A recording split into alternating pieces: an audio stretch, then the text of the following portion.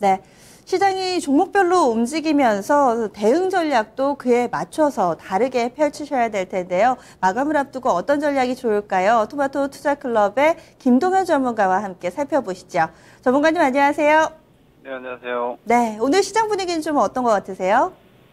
반등 피로가 계속 누적되어 있는 상황인 것 같고요. 그리고 조정에 대한 경계감이 사실상 소화가 계속 되고 있기 때문에 10월 마지막 주, 11월 첫 주 정도까지는 일단 시장 장세 자체는 좀 무난한 상황이 아닌가 싶습니다. 다만 종목들이 상승 하락 모두가 연속성이 그렇게 강하지 않기 때문에 이런 시장은 급하게 바쁘게 움직이시는 분들은 계속 낭패가 될 것 같습니다.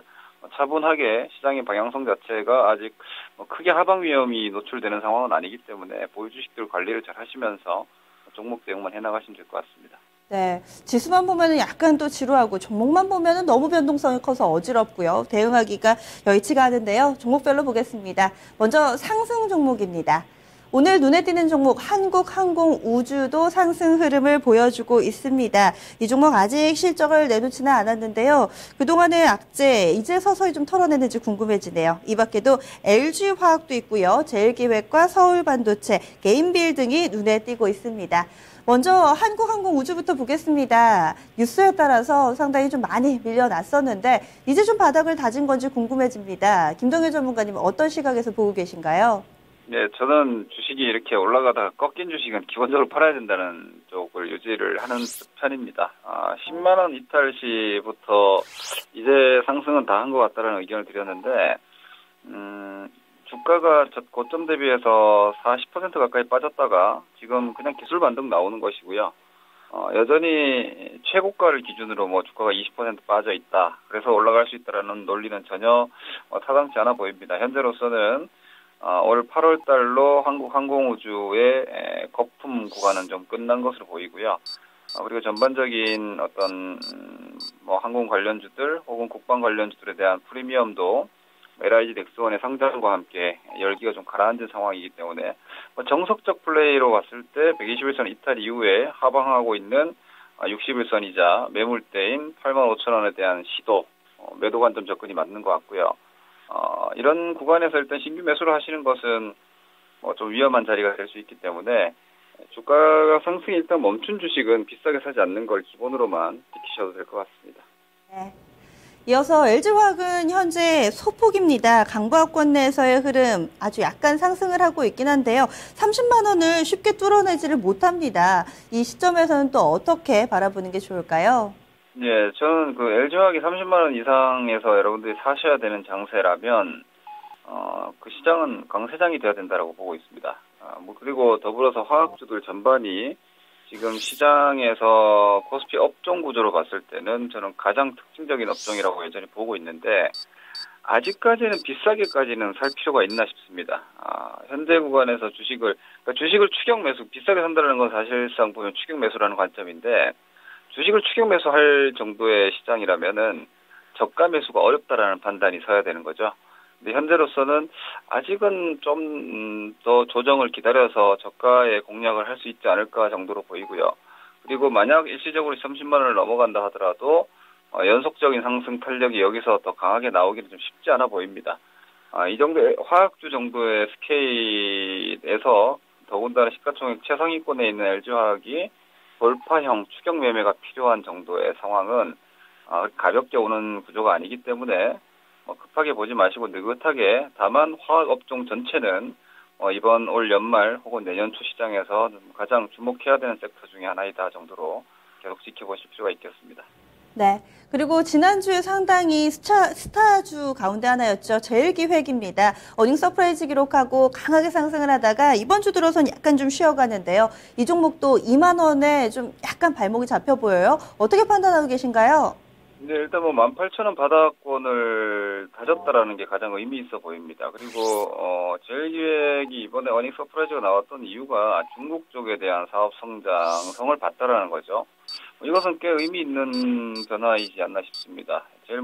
제일기획 같은 경우는 유럽 쪽에 대한 비중도 상당히 높은 편이고 국내 관련해서도 양호한 움직임을 보이고 있는데 모바일이라든지 혹은 IPTV 관련한 미디어 랩은 지금 적극적으로 진행을 하고 있지 않지만 일단 중국 쪽에 대한 뭐 사업 모델을 다시 구축하고 있는 상황이고 이러한 부분들이 가능성을 엿보인 상황이라고 보면 19,000원대, 18,000원대는 아주 큰 바닥이 되지 않을까라고 보여지기 때문에 조정시 매수 정도의 관점으로는 충분히 접근이 가능한 종목인 것 같고요. 기 보유하신 분들은 한 일주일 정도 시원하게 올라왔지만 아직까지 추가 상승을 욕심내도 될 정도의 구조가 아닌가 싶기 때문에 조정 매수 관점의 종목이다라고 접근을 하시고 보유자분들도 욕심을 올해 상반기 고점권 정도까지도 한번 기대해 보시는 게 낫지 않나 싶습니다. 네. 제1기획에 대해서는 또 조정시 매수 관점에서 의견 주셨네요. 이번에는 하락으로 넘어가겠습니다. 오늘장 많은 분들께 배신감을 안긴 종목이 아닐까 싶습니다. 현대산업이고요. 현재도 낙폭 상당히 좀 깊습니다. 이 밖에도 롯데쇼핑도 다소 좀 밀려나고 있고요. 네이버, 슈핑앤코리아, 삼성 SDI 정도 뽑을 수 있을 텐데요. 먼저 첫 번째로 현대산업부터 보겠습니다. 급락입니다. 어제도 만만치 않게 빠졌는데 추가적으로 더 빠집니다. 어떻게 해야 할까요? 지금 좀 손절 구간이라고 판단하시나요? 예, 위 물린 분들은 저는 손절 매도가 맞다고 봅니다. 저는 뭐 계속 들으신 분들은 아시겠지만 기본적으로 주가가 꺾여 있는 추세가 꺾인 주식은 저는 오늘도 매도, 내일도 매도, 올라도 매도, 내려도 매도 뭐 이런 관점으로 말씀드리기 때문에 우리가 주식을 가지고 가는 이유는 상승에 대한 기대감을 가질 수 있을 때입니다. 근데 이 종목은 현대산업 같은 경우에는 한 1년 이상을 뭐 시장에서 아주 좋은 시세를 유지했고요. 그리고 부정시장이라든지 부동산 경기에 대한 회복 기대감과 함께 실적 기대감까지도 8만 원까지 충분하게 반영을 했고 그리고 오히려 7월 달부터 추세가 꺾였기 때문에 지금 2단 하락까지도 걱정해야 되는 상황이 아닌가 싶습니다. 물론 오늘 실적에 대한 실망감을 기점으로 그냥 눈높이가 너무 높았던 거죠. 뭐 기본적인 성장주들과 비슷한 구조인데 반영한 실적인데 그 실적 눈높이를 완전하게 맞추지 못했다. 좋아도 모자랄 판에 좀 부족했기 때문에 하락은 당연하지만 단기 반등은 조금 나올 수 있을 겁니다. 일시적인 급락에 대한 되돌림은 나올 수 있겠지만 기본적으로 타 종목 대비해서 수익률 상회할 정도의 기대감은 전혀 없는 구조가 아닌가. 오히려 밑에서 돌아 나오는 종목들이 훨씬 더 안정감이 있고 지금처럼 현대산업처럼 위쪽에서 현대산업과 오늘 앞서 봤던 한국항공우주 이런 종목처럼 위쪽에서 꺾여 내려오는 주식은 기본적으로 파는 것이고 제1기획처럼 밑에서 돌아 나오는 주식은 조정시 매수하는 FM적 관점으로 볼만한 시장인 것 같습니다. 시장이 좀 어려워 보이지만 종목들에 대해서 명확한 방향성만 체크하신다면 사실 심플한 시장이 아닌가 싶습니다. 네, 이번에 롯데쇼핑은 좀 간략하게 들어볼게요. 오늘 4% 정도 하락하면서 이달 들어서 저점을 다시금 경신합니다. 어떤 좀 악재가 있는 건지도 궁금하고요. 어떻게 대응해 볼까요? 저는 롯데쇼핑은 저가 매수 관심이 아닌가 싶습니다. 상장 이후에도 지금 가장 저가권에 위치하고 있고요. 주가 하락에 대한 이유 자체가 롯데가 분쟁이라는 어떤 이슈 트러블에 대한 우려감이 크기 때문에 기업의 기본적인 할인 요소가 발생된 것이 아니고 더불어서 오히려 기술적 추세는 올해 들어서 하반 경직과 함께 터닝 포인트가 나오고 있기 때문에 저가 매수 관심을 좀 가져보실 종목이 아닌가 싶습니다. 마지막으로 네이버 좀 짚어볼게요. 이 종목 45만 원 정도까지 갔다가 단기간에 20% 정도 반등을 했습니다. 최근에 좀 힘이 빠졌는데요. 단기 시세는 어느 정도 좀 마무리됐다고 보시나요? 아니면은 지금이 다시금 좀 매수 기회를 주는 걸까요? 기술적으로 봤을 땐 조금 쉬는 게 필요하겠지만 이 종목은 기술적 접근보다도 60선이 한 52만 5천 원 정도가 되는데 지금 미국 쪽에서도 다시 그 모바일 플랫폼과 관련한 종목군들이 상당히 좋은 시세를 형성하고 있고요. 이런 관점으로 본다라면은 이번 네이버의 45만 원대 저점은 쉽게 위협하지 않을 것으로 저는 예상하고 있습니다. 더불어서 국내에서는 좀 부진하지만 라인 같은 경우에 동남아 쪽에서도 일본 쪽에서도 계속 선방하고 있는 상황이기 때문에 사업 모델 부재에 대한 우려가 이런 부분들이 좀 해소가 되지 않나라고 보여지기 때문에 한 52만 원대 정도를 박스 하단으로 잡으시고 위쪽으로 한 65만 원 정도 열어두시는 박스권 트레이딩 정도는 충분히 가능하다 싶습니다.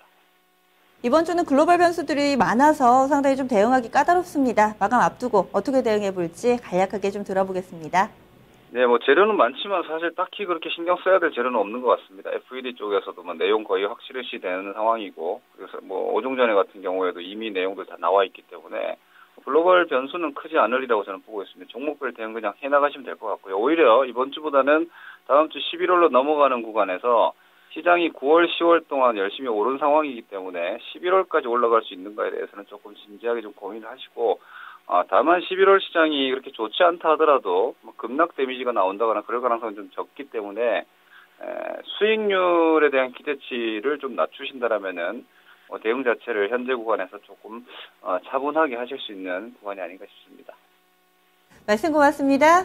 네, 고맙습니다. 네, 마감 전 업앤다운 토마토 투자클럽 김동현 전문가와 함께했습니다.